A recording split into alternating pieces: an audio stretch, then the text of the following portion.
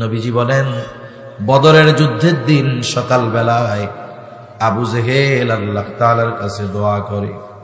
আবু জেহেল আল্লাহ তাআলার কাছে বলে, আল্লাহ, আপনি যদি আজকে যুদ্ধে যারা হকের উপরে আছে আপনি তাদেরকে বিজয় দান করেন। বদরের দিন সকাল বেলায় আবু জেহেল দোয়া করতেছে যে, আল্লাহ, আজকে যারা হকের উপরে আছে আপনি তাদেরকে বিজয় দান করেন। নবীজি বলেন, আল্লাহ তাআলা আবু জেহেলের দোয়া কবুল করেছে। বদরের দিন যারা হকের উপরে ছিল, সত্যের উপরে ছিল, আল্লাহ তাআলা তাদেরকে বিজয় দান করেছে। এই আবু জেহেল দোয়া করে, কি বলে? যে আল্লাহ, নবীকে শোনায় শোনায় যে আপনি যদি সত্যই কোরআন নাজিল করে থাকেন তাহলে আমাদের উপরে পাথর বর্ষণ করেন, নাইলে যন্ত্রণাদায়ক শাস্তি দেন। এখন বলেন, পাথর যদি বর্ষিত হয় এটা রহমত হবে না গজব হবে? মানুষ অনেক সময় অন্যকে টিটকারি করতে গিয়া, ছোট করতে গিয়া, লজ্জা দিতে গিয়া এরকম অনেক সময় বলে না, বলে এরকম যে অমুকে এই হইছে, হায় রে, এই খবর শোনার আগে আমি মরলাম না কে। এরকম আপনাদের এলাকায় বলা লোক আছে তো, হিংসায় বলে। আবু জেহেল কেন নবীরে শোনায় বলতেছে? ও কেমন যেন বলতে চায়, আবু জেহেল বলতে চায় কেমন যেন, আল্লাহ, আমি হইলাম এই কুরাইশদের 1 নাম্বার লিডার, নেতা, আমার চেহারা যোগ্যতা এত সুন্দর, টাকা পয়সার অভাব নাই, আপনি কোরআন নাজিল করার জন্য আর কাউরে পান নাই? মুহাম্মাদের উপরে নাজিল করছেন, আমার উপরে করলেন না, আপনি কেন এই কাম করলেন? এটা কি মাইনা নেওয়ার মতো নাকি? এই দৃশ্য দেখার আগে আমাকে উপরে পাথর ফেলাইয়া আযাব দিয়া মারলেন না কেন? আমরা মানুষ অনেক সময় অপরকে ছোট করার জন্য বলি। মনে করেন একজন মানুষ, গরিব মানুষ, তার ছেলেটা বড় উচ্চ শিক্ষিত হয়েছে, ভালো টাকা পয়সাওয়ালা বা বড় নাম করা ব্যক্তি হয়ে গেছে। এখন মানুষে বলা বলি করে যে দেখ, অমুক চাচার ছেলেটা অনেক বড় অফিসার হয়ে গেছে। এখন বলেন তো, একটা মানুষের যদি উন্নতি হয়, ওই মানুষের উন্নতিতে সবাই খুশি হয় নাকি কারো কারো হিংসাও হয়? এখন যে খুশি হয়েছে ও বলতেছে যে অমুক চাচার কষ্ট দূর হয়ে গেছে, ছেলেটা অফিসার হয়ে গেছে। এখন পাশে আর একজন, সে শুনে তার হিংসা লাগতেছে। এখন কি কয় আইসা, ওরে অমুকের বুলা এই হইছে, এই খবর শোনার আগে আমি মরলাম না কেন? কয় না এটা? কন্ত ওই সময় যদি আজরাইল আইসা বলে তোমার তো মরতে মন চায়, তাহলে চলো, কি বলবে? বলবে আসলে না, সত্যি সত্যি মরতে মন চায় নাই, এলো এমনি কইছি। তা মানুষ অনেক সময় হিংসায় বলে, এই খবর শোনার আগে আমি মরলাম না কেন, এই বিষয় দেখার আগে আমি মরলাম না কেন, এরকম বলে না? বলে আসলে মরতে চায় না, সে আসলে অপরকে হিংসা করে এই কথাগুলো বলে। আবু জেহেল নবীকে শোনায় শোনায় বলছে, আল্লাহ, আপনি লোক আর বান নাই, এই ইয়াতিম মানুষ যার টাকা পয়সা নাই এর উপরে কোরআন নাজিল করছেন, আমি ছিলাম না? আবু জেহেলের এই কথার জবাব দিচ্ছেন আল্লাহ। কে দিচ্ছেন? জোরে বলেন। আল্লাহ রাব্বুল আলামিন আবু জেহেলের এই দোয়ার পরে ওহী প্রেরণ করলেন নবীজির কাছে। কেমন যেন আল্লাহ তাআলা বলতেছে, ও আবু জেহেল, আমি তোকে ঠিকই পাথর বর্ষণ করতাম, তোর উপরে যন্ত্রণাদায়ক আযাব ঠিকই দিতাম, কিন্তু কেন দেই না শোনো। আল্লাহ তাআলা আমার আপনার নবীর জবান দিয়ে বের করতেছেন ওহী। আল্লাহ তাআলা বলেন, ওয়ামা কানাল্লাহু লিয়ুআযযিবাহুম ওয়া আনতা ফীহিম। কেমন যেন আল্লাহ তাআলা বলেন, হাবিব, আপনার সম্মানার্থে আপনি যতক্ষণ তাদের মধ্যে আছেন, শুধুমাত্র আপনার সম্মানার্থে আমি তাদের উপরে আযাব দেই না, কারণ আপনি হলেন রাহমাতুল লিল আলামিন। রাহমাতুল লিল আলামিন দুনিয়ার জমিনে থাকবে আর আমি আল্লাহ গজব দিব, এটা হতে পারে না। এই জন্য মক্কার কাফেররাও এইরকম ধৃষ্টতা প্রদর্শন করার পরেও শুধুমাত্র নবীজির কারণে বেঁচে গেছি। তাহলে নবীজি কাফেরদের জন্য রহমত ছিলেন, কিন্তু মুমিনদের জন্য নবীর ভালোবাসা ছিল স্পেশাল ভালোবাসা।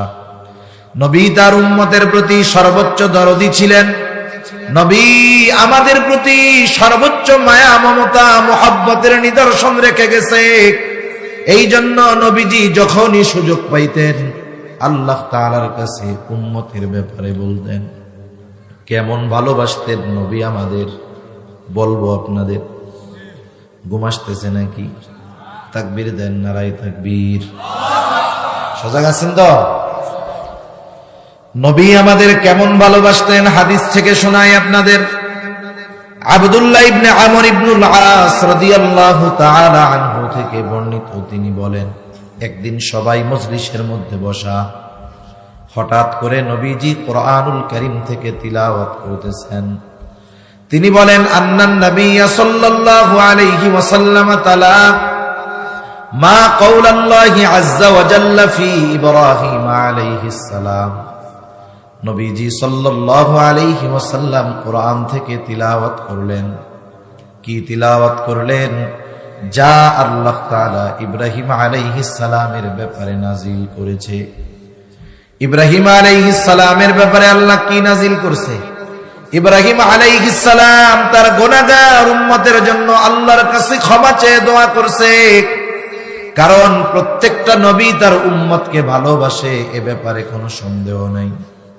ইব্রাহিম আলাইহিস সালাম তার সব উম্মতকে ভালোবাসতেন, সে নেককার হোক আর বদকার হোক। বরং কিছু কিছু সময় তো এমন হয় যে ভালো যে তার চাইতে চিন্তা আরো বেশি হয়। একটা উদাহরণ দিলে বুঝতে সহজ হবে। মনে করেন এক লোকের 5টা ছেলে। কয়টা ছেলে? একটু জোরে বলেন, কয়টা? 5টা ছেলে। 4টা ছেলে খুব ভালো, বড় 4 জন একবারে খুব ভালো, নামাজি, মুত্তাকি, পরহেজগার। কিন্তু ছোট ছেলে যেটা, সেটা বড় দুষ্টু, বড় মন্দ, মারামারি করে, মানুষের সাথে খারাপ আচরণ করে। ওই 4 ছেলে একসাথে যত ভালো, ছোটটা ওইগুলার চাইতে সব ভালো যদি একদিকে দেওয়া হয়, ওর খারাপই আরো বেশি হবে। মা বাবা চিন্তায় থাকে, সকালে উঠাই কে না জানি বিচার নিয়ে আসে যে তোমার ফুলা এই কাম করছে। এখন বলেন তো, মা বাবা সব সময় ওই ভালো চায় সন্তানের জন্য চিন্তা করে বেশি, না খারাপটার জন্য চিন্তা করে বেশি? আল্লাহর কাছে যখন দোয়া করে, বলেন তো ওই 4 জনের জন্য বেশি দোয়া করে নাকি খারাপটার জন্য বেশি দোয়া করে? খারাপ সন্তান হওয়ার পরেও মা বাবা তার জন্য চিন্তা করে বেশি, দোয়া করে বেশি। সন্তান যতই খারাপ হোক, মা বাবা মহব্বতের কারণে দূরে ঠেলে দেয় না। বলেন তো, মা বাবা আমাকে আপনাকে যত ভালোবাসে, তার চাইতে আমার আপনার নবী বেশি ভালোবাসে নাকি কম ভালোবাসে? নবীজি কত ভালোবাসে এইটা তো মাপার মতো সুযোগ নাই আমাদের। কিন্তু এটা বাস্তব যে নবীজি মা বাবার চাইতেও বেশি ভালোবাসে। আচ্ছা, আসলে আমাদের ভালোবাসে কে? এক লোক মনে করেন আপনাকে শুধু বলে, দোস্ত তোমারে আমি খুব ভালোবাসি, বলে তোমারে আমি খুব ভালোবাসি। এখন ওই ভালোবাসার দোস্তরে নিয়ে আপনি গেছেন সিলেটে। এখন আপনার সাথে একজনের একটু মনে করেন সমস্যা হয়েছে, গ্যাঞ্জাম ট্যাঞ্জাম হয়েছে, কথা কাটাকাটি হয়েছে। আপনি যখন একটু মুসিবতে পড়ছেন, ওই যে আপনারে খুব ভালোবাসে বইলা খালি গল্প মারে, সে আপনার পিছের থেকে সইরা আসতে সিএনজি একটা নিয়ে বাড়ি চলে আসছে। ওইখানের বিপদ আপদ দূর হয়েছে, আপনি আবার বাড়ি আসছেন। এখন যেই আসছেন, ওই যে আপনি বিপদে পড়লে যে পালায় চলে আসছিল, আইসাই কয়, দোস্ত তোমারে আমি খুব ভালোবাসি। এখন আপনি ওরে কি করবেন বন্ধু? চা খাওয়াইবেন না? আপনি বলেন, আরে চিটিং বেড়া শর্ত, তুই যদি আমার সত্যই ভালোবাসতি, ওই বিপদে সবাই চইলা গেলেও তুই আমার সাথে থাকতি, ঠিক কিনা বলো? তাহলে আসলে বন্ধু হলো সে যে প্রকৃত বিপদের সময় সাথে থাকে। আসলে আমাকে আপনাকে সেই ভালোবাসে যে আমার আপনার সবচাইতে বড় মুসিবতে আমার আপনার সাথে থাকবে। দুনিয়ার মুসিবত কোনো মুসিবত নয়, সবচাইতে বড় মুসিবতে মানুষ পড়বে হাসরের ময়দানে। হাসরের ময়দান সবচাইতে বড় মুসিবতের জায়গা।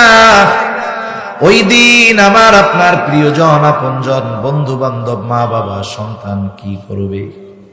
আল্লাহ তাআলা কোরআনুল কারীমের মধ্যে বলেন, ইয়াউমা ইয়াফিরুল মারউ মিন আখিহি ওয়া উম্মিহি ওয়া আবিহি وصاحبته وبنيه لكل امرئ منهم يومئذ شأن يغنيه আল্লাহ তাআলা বলেন সেই দিন ভাই ভাইয়ের থেকে পলায়ন করবে ওয়া উম্মিহি ওয়া আবিহি পিতামাতার থেকে মানুষ পলায়ন করবে ওয়া সাহিবাতিহি ওয়া বানিহি স্ত্রী সন্তানদের থেকে মানুষ পলায়ন করবে কেউ চাইবে না কোনো আপনজনের সাথে তার দেখা হয়ে যাক প্রত্যেকেই নিজের চিন্তায় বিভোর থাকবে শুধু তাই না মানুষেরা আল্লাহর কাছে বলবে আল্লাহ আপনি সব মানুষকে জাহান্নামে দিয়ে হলেও আমাকে জান্নাতে দিয়ে দেন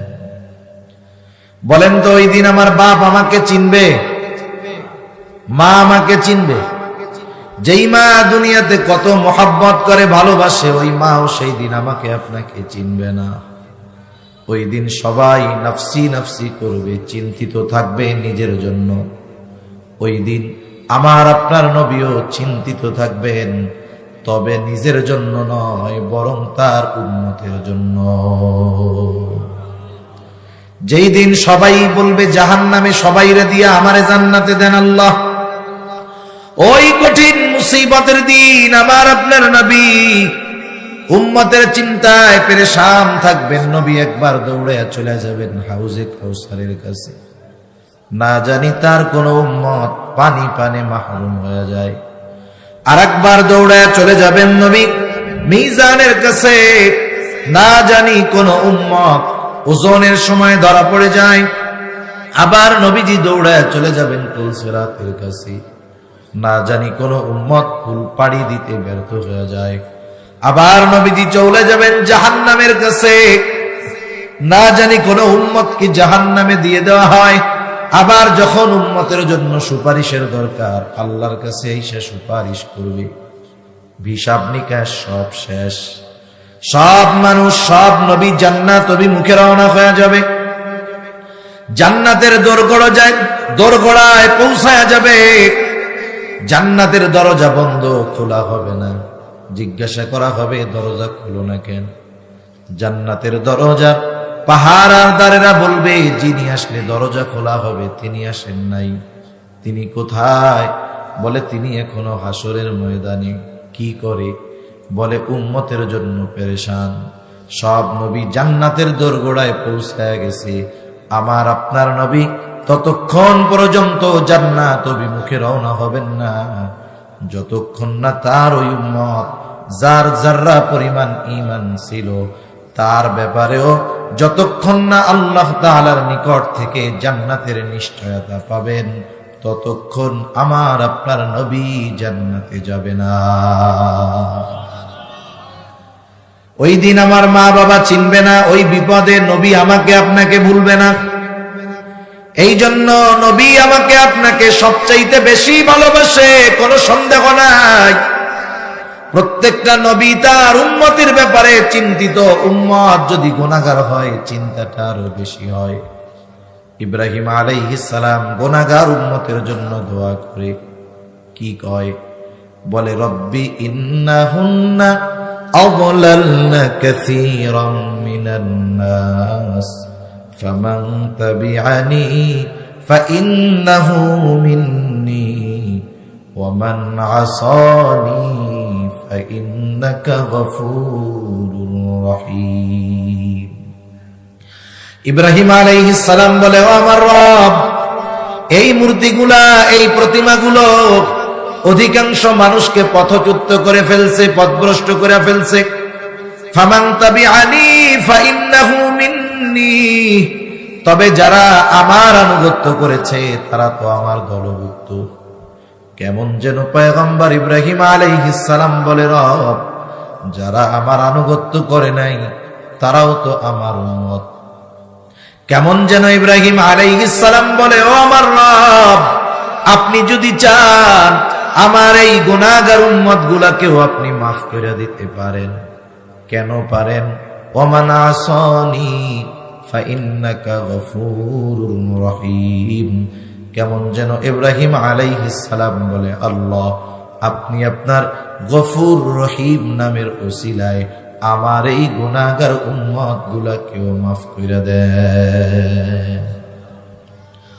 وقال عيسى عليه السلام إن تعذبهم فإنهم عبادك وإن تغفر لهم فإنك أنت العزيز الحكيم।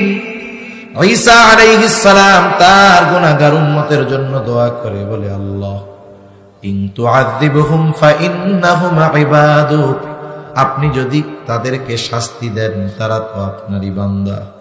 ওয়া ইন তাগফির লাহুম, আর যদি আপনি তাদেরকে মাফ করে দেন, এই গুনাহগার আমার উম্মত আপনার বান্দা। আপনি তো আজিজ, আপনি তো হাকিম, আপনি মহাপ্রজ্ঞাময়, আপনি মহাপরাক্রমশালী। আপনি যদি আমার এই গুনাহগার উম্মত আপনার বান্দাদের মাফ করে দেন, কেউ আপনার কাছে আর্গুমেন্ট পেশ করবে না, জবাবদিহিতা চাইবে না, কারণ আপনি আজিজ, আপনি হাকিম। ঈসা আলাইহিস সালাম কেমন যেন বলে, আল্লাহ আপনি আমার এই গুনাহগার উম্মত গুলাকে মাফ করে দেন। দুই নবী তার গুনাহগার উম্মতের জন্য ক্ষমা চাইয়া দোয়া করছে কার কাছে? আরো জোরে বলেন, কার কাছে? অনেক সময় এমন হয় একটা কাজ আমরা করব কিন্তু মনে নাই, ওই কাজ যখন আরেকজনরে করতে দেখি মনে পড়ে কি পড়ে না। অনেক সময় ছোট বাচ্চার কিছু মনে নাই, আরেকজনরে দেখতেছে চকলেট খাইতেছে, এবার আব্বার সাথে ঝুলে পড়ে, আব্বারে বলে আমারও একটা চকলেট কিনে দাও, এলে কান্নাকাটি শুরু করে দেয় না? কান্নাকাটি শুরু করে দেয়। নবীজি এইবার দুই নবী যখন দোয়া করছে আল্লাহর কাছে তার উম্মতের ব্যাপারে, আমার আপনার নবীর অন্তরে তার উম্মতের মুহাব্বতের জোশ উঠে গেছে। নবীজি এইবার আল্লাহ তাআলার কাছে তার উম্মতের জন্য দোয়া করে নবীজি কি করলেন? ফারাফা ইয়াদাইহি ওয়া ক্বালা আল্লাহুম্মা উম্মতি উম্মতি ওয়া বাকা। নবীজি দুই হাত উপরের দিকে উঁচু করে কান্না করে আর বলে, আল্লাহ আমার উম্মত, আমার উম্মত। চোখ দিয়ে অঝর ধারায় পানি পড়তেছে আর বলে, আমার উম্মত, আমার উম্মত। নবীজি আর কিছু বলেন না, হাত উঁচু করে কান্না করেন আর এইটা বলেন। যদিও এর বেশি কিছু বলেন না, কিন্তু নবী কি বলতে চায় দুনিয়ার কেউ না বুঝলেও না জানলেও যিনি বোঝেন, যিনি জানেন তিনি কে?